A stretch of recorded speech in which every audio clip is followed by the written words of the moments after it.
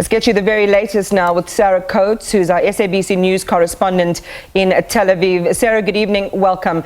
The latest we are hearing from Israel is the formation of an emergency government and a war cabinet. What can you tell us about political developments both on that side and from Hamas? Look, I'll certainly bring you up to speed on that, but before we go any further, I would just like to warn you that we may have red alerts going off here any moment now. I just heard some very loud booms in the distance.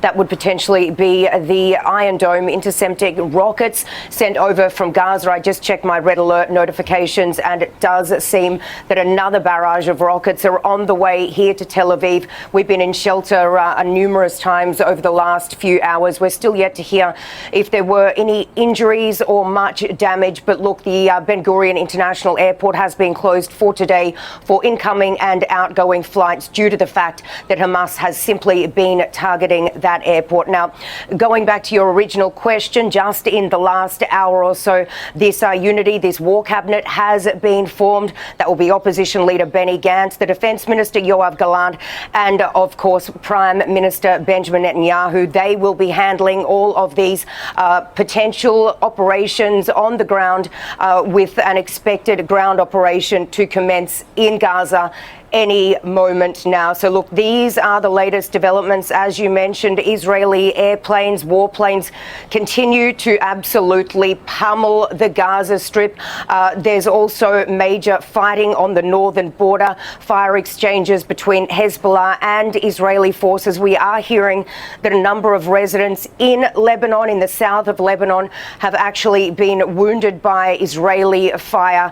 And with regards to that, hospitals there up in the north are preparing for a possible second front. The health ministry, the Israeli health ministry, has warned and has told all these hospitals there that they must now begin moving patients from the north into the center of Israel. Already some of these hospitals have started taking their patients to these underground bunkers, these fortified bunkers underneath the hospital. This is Rambam Hospital in Haifa in the north, which actually hasn't been used, this underground bunker, since the 2006 Second Lebanon War. So look, this is certainly quite a big development, and this movement there by the health ministry and this instruction to the health ministry certainly shows how seriously the government is taking this threat.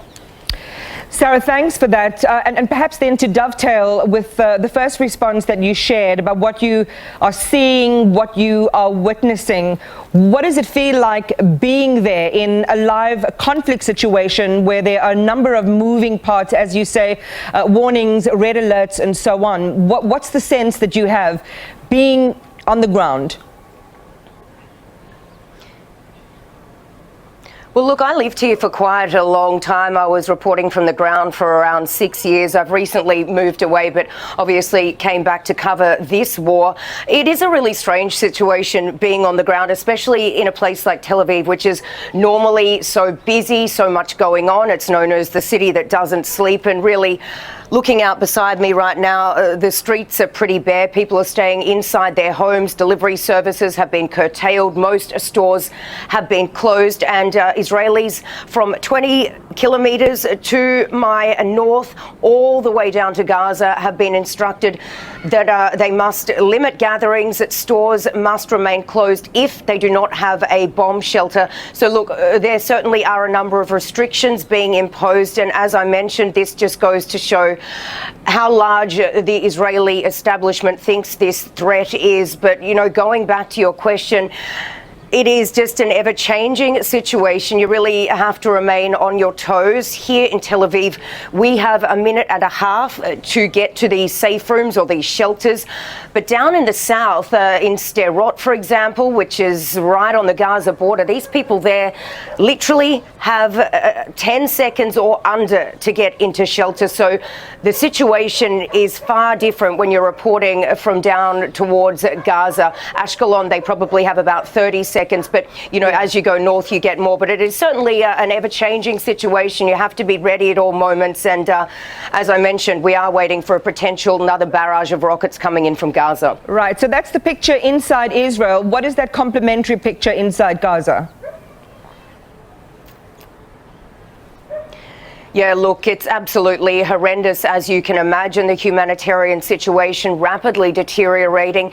This, of course, after Israel imposed this total blockade on the coastal enclave, which is home to more than 2 million Palestinians. It is one of the most densely packed areas in the world. We did hear around 2 hours ago that fuel had completely run out. This means that the scores of people being treated in these hospitals there will not receive the right treatment. This means that there will be people really suffering. As we speak, the US National Defense Coordinator, Jake Sullivan, he is looking for a way to try and mediate Israel and Egypt there to establish some sort of humanitarian corridor. There are continued pleas from humanitarian groups that this must be done to get medicine, vital medicine, into the Strip and to also get civilians out. But right now, the Strip, the coastal enclave, is completely blockaded.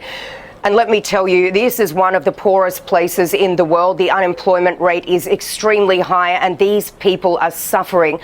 This is potentially, this is largely due rather to the actions of Hamas. They hide their weapons in schools, in hospitals, which makes the civilian population then be targeted by these sort of campaigns by Israel. So look, It is an extremely sad situation. The death toll there on the Gazan side is rapidly rising.